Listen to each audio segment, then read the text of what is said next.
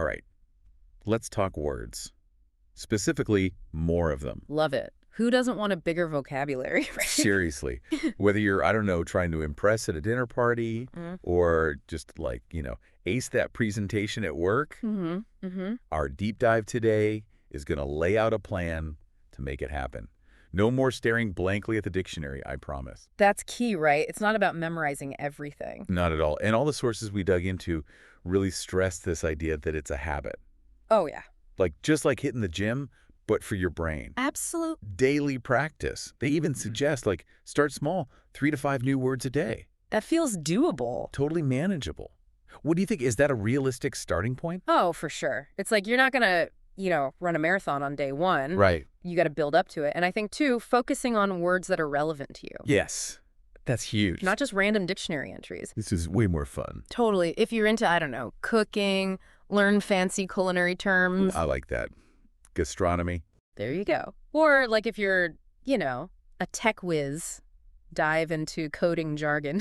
Perfect example. And speaking of resources, we found so many cool ones mentioned. Oh, so many. Like there are apps, Anki, Quizlet, kind of gamify the whole thing. Those are super popular. But then there are, the classics. The OG vocabulary builders. Yeah, like Word Power Made Easy. Oh, I love that one. Really. I gotta admit, that one's always been a bit intimidating to me. I get that. It's definitely comprehensive. That's one way to put it. But like the way it breaks down word roots, etymology. Okay, that makes it sound less scary. Right. It's like, oh, now I see how these words are connected. It makes so much more sense. And if you're like more visual, there are great websites too. I'm all about visuals. Vocabulary.com, thesaurus.com, really fun to explore those. Those are good ones. Oh, and can't forget podcasts, videos. Passive learning at its finest. Seriously, I learned so much just like having them on in the background. Me too. It's amazing. Okay, so you've got your resources, your daily word goal, but like, how do you even find the words to focus on? Oh, good question. Word of the day features are everywhere. Those are helpful. Those are a good start. But I think, honestly, the best ones come from your own life. Oh, interesting. Like, is there a word you keep seeing in articles? Or hearing on, like, your favorite show? Exactly. That's a sign to add it to your list. So is that where the vocabulary journal comes in? 100%. Our sources were all about that. It's got to be one of the, most classic learning tools. Digital or, the old pen and paper. I'm a pen and paper person myself. Me too, actually. There's something about, physically writing it down. It just sticks better, I think. For sure. And it's not just, definition goes here. No, it's got to be more active, right? Totally. It's a space to really explore the word. So true. Okay, so you've got the word in your journal. Now what? All right, time to make it stick. And our sources, they didn't mess around. They had 5 steps. Wow. To really make sure you understand the word. I love that. Not just memorize. It's going to be meaningful. Right. So first define it, but in your own words. Yeah, no robotic dictionary recitations. Exactly. Then pronunciation.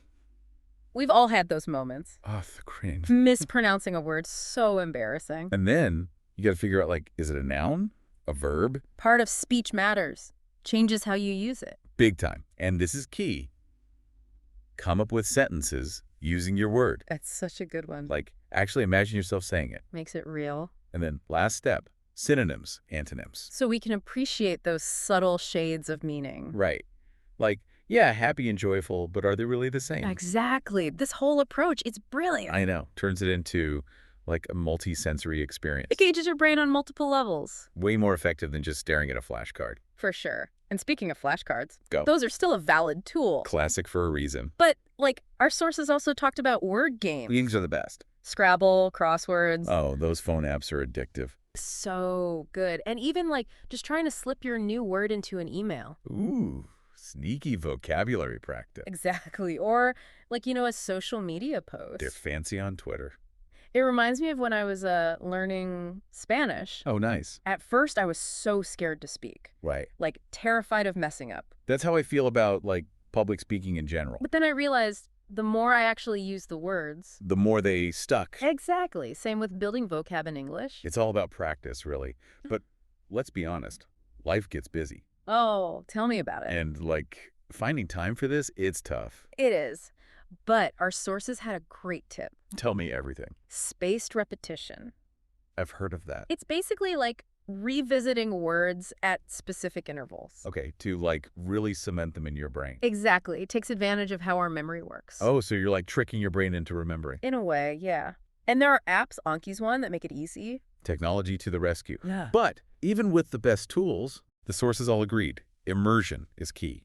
That's the magic word. Right, like surrounding yourself with language. Making reading, listening, writing part of your routine. Like think about how you learned to speak as a kid It wasn't flashcards, it was just constant exposure. and like absorbing everything around you. Exactly. It's like that, but for grown-ups. I love that analogy. Yeah.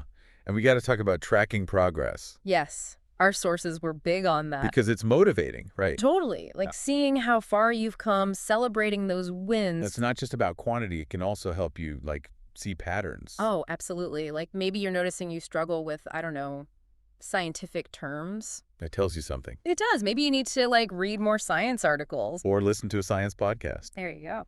So as we wrap up this deep dive, I'm thinking, biggest takeaway, Mm-hmm. expanding your vocabulary, it's not a chore, it's an adventure. I love that. It's about being curious, Mm. finding joy in language. And never stop learning. So true. This was just the beginning. The tip of the iceberg. Now go forth and conquer those words. What are you excited to learn about? Ooh, good question. Maybe it's time to finally pick up that book. Or start that new podcast. Possibilities are endless.